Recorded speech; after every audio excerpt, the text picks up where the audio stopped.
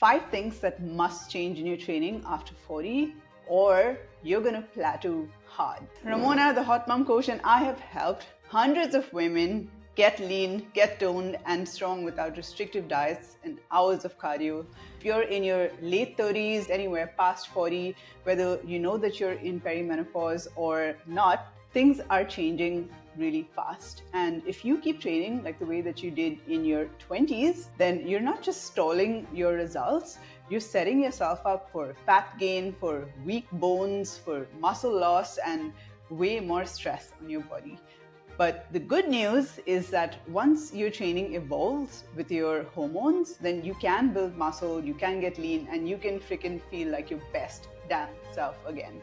That's exactly what this session is about today. Just looking freaking fire while also future-proofing your body. And by the way, I have a special announcement to make at the end, something that could completely change the way that your body looks and feels over the next 6 weeks. So stay with me. After diving into research from Dr. Stacy Sims, if you don't know her, she's an exercise physiologist, nutrition scientist, and basically the queen of female-specific training, it became very clear to me that the rules change after 40. So I've combined her teaching with what I do.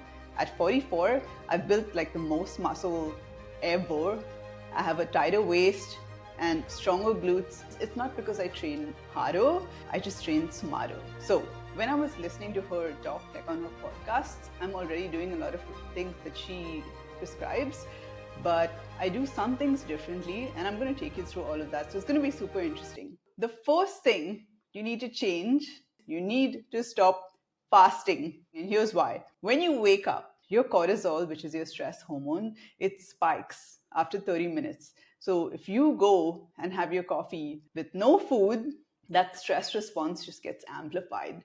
And your body starts looking for fuel to combat that stress. And if you haven't eaten, it starts pulling from your muscle tissue, the very muscle that you need to stay strong and mobile and lean over 40. So your body starts breaking down muscle. So it gets worse. This lack of fuel signals your body to store more visceral fat. Okay, this is the stubborn belly fat that's around your organs, and it increases your risk of heart disease and insulin resistance. So that's why so many women who are like in their 40s, they look healthy, they look fit, but that's on the outside. On the inside, they've got high cholesterol, they've got inflammation, and really poor metabolic health. You're going for a walk or a workout on just coffee, you're burning through muscle and you are taxing your body without the fuel to recover or build anything.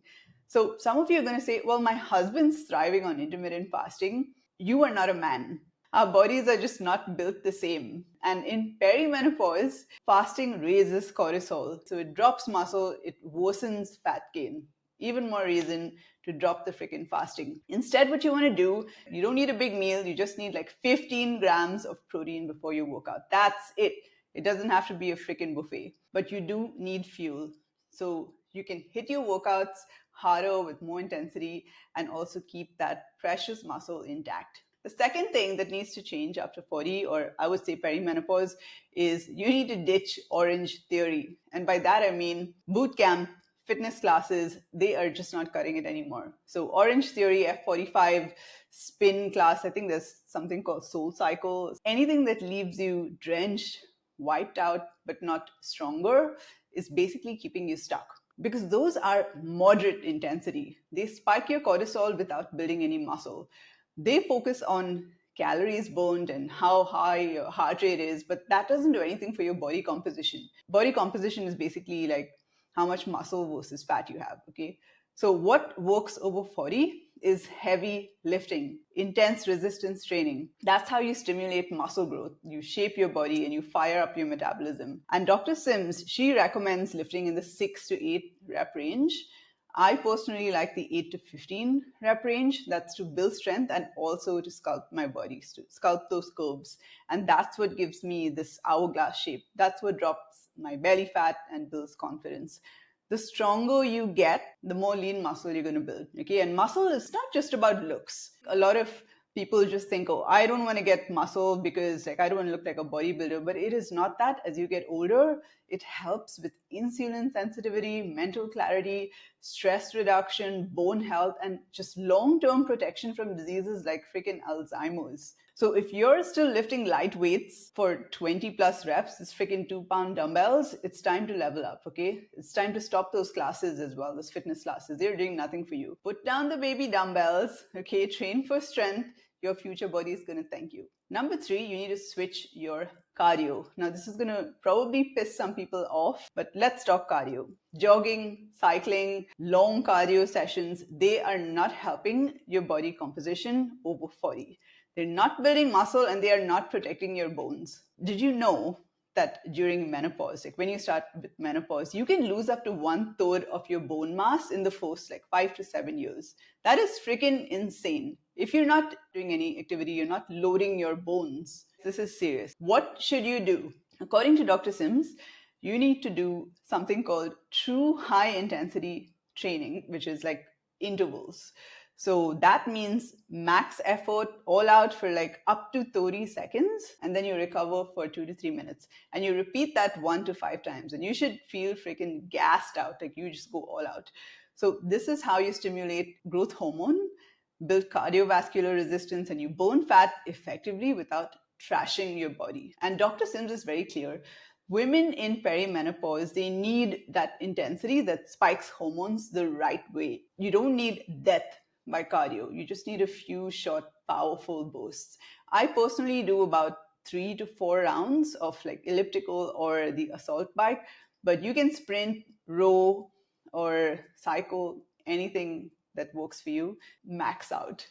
And for recovery, just walk, not jogging, not fasted cardio, just easy walking. So 8 to 10,000 steps, low stress, it promotes blood flow, it helps you digest, it helps you recover. That's it. Now, I am guilty of doing, when I go for my morning walk, I do like a walk jog sometimes. Like it's very rare, but I do that sometimes if I'm in a cut. So I'm going to switch that. I'm going to stop that because clearly it's not the best if you're over 40. So number 4, heat is better than cold. Now this one really shocked me, right? Cold plunges right after lifting. I already knew that it was a terrible idea because it stops the muscle repair process, it restricts blood flow, and it can spike stress, it can slow down your recovery. So really cold plunges should be done about 8 hours after you lift, or even better the next day. And while cold exposure has some benefits, what Dr. Sim says is that extreme cold plunges, like what you see on Instagram, all these influencers doing, is not ideal for women in perimenopause. It can cause severe constriction of the blood vessels, it can raise your blood pressure, and it can trigger the not so good stress responses. What is better is sauna, and I didn't know about this. So apparently, women respond really well to heat exposure, especially during perimenopause and menopause. This is how she breaks it down. Heat exposure, basically 10 to 15 minutes twice a week or soon after your workout for up to 30 minutes. This helps your body rebuild protein better, burn fat, improve glucose control, blood flow, and reduce blood pressure. And it even helps reduce hot flashes, because when you expose your body to like an external heat source, your body tries to regulate your internal temperature and cool down. Freaking awesome. Like, I didn't know about this. You want better recovery, better metabolism, better brain health, hit the sauna. Now, on another note, just quickly, she does say extreme cold isn't the best, but she does say cold exposure up to 16 degrees Celsius is ideal and would have the same benefits as it did for men. So there's that. Number 5 is track this, not that. So you're tracking the wrong thing. Let's wrap this up with what you're tracking. So most women are just freaking obsessed with the scale, right? But that number doesn't tell you how much muscle you've gained or how much belly fat you've lost. The same with BMI, it's completely freaking meaningless if you're building muscle and you're looking leaner, and it's going to say that you are unhealthy. Ridiculous. So what should you track instead? The waist to hip ratio. Now, this shows you how much visceral fat you're carrying, and it's a far better predictor of your health, your disease risk, and even your aesthetic shape. So here's what you do. You measure the smallest part around the smallest part of your waist, and then you measure around the widest part of your hip, and then you divide your waist by your hips. And you want a number that is basically under 0.7. If it's over 0.85, that's a red flag for heart disease, diabetes, and stroke. But 0.7, that's like the gold standard. Health-wise and aesthetically, it's the hourglass shape and it signals strength, symmetry, and metabolic health. I track mine and I'm sitting at 0.7 right now. And that's not by accident. It's because my training is very targeted. So I lift to shrink my waist and also to build my glutes. So that's how I've stayed lean, strong, and really confident at 44. And it's what I help my clients do as well. So I apply all the principles of building strength and muscle over 40, but I also tweak it to sculpt and to build that hourglass shape to reduce the risk of disease and also for aesthetics. So double whammy, you guys. If any of this resonated with you, if you're ready to finally start training the right way for your body over 40, I've got something for you.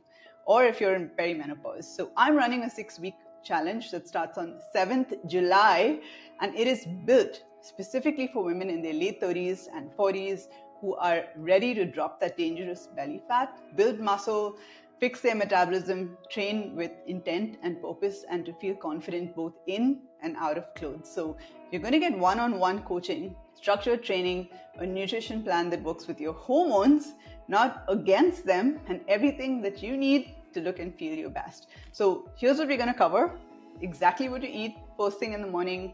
I'm going to give you ideas how to fuel your workouts before and after properly. Super important. So many women mess this up. How to lift heavy even if you're a beginner to weights. What is the fastest way for you to increase protein in your diet? How to sculpt your body and work towards that 0.7 waist to hip ratio. So I only run this once a year. There's a promo just for today. I'm taking $100 off, so it's $299 instead of $399. And I've only got 5 spots left the last time I checked. You also get entered into a $200 prize draw, meaning that you win money just for working on yourself. How cool is that? Just for showing up. So send me a DM on Instagram at HotMomProject40+ if you're ready, and send me the word toned so I know that you want to apply. I'll reach out to see if this is a good fit for you. Or you can send me an email at ramona@hotmomproject.com. I've helped hundreds of women reinvent their bodies and health and confidence, and you could be next. The promo ends tonight. So if you're ready to freaking dominate your 40s and finally train the right way for long-term health as well, just DM me Tom right now. I can't wait to change your life, you guys. Have the best day.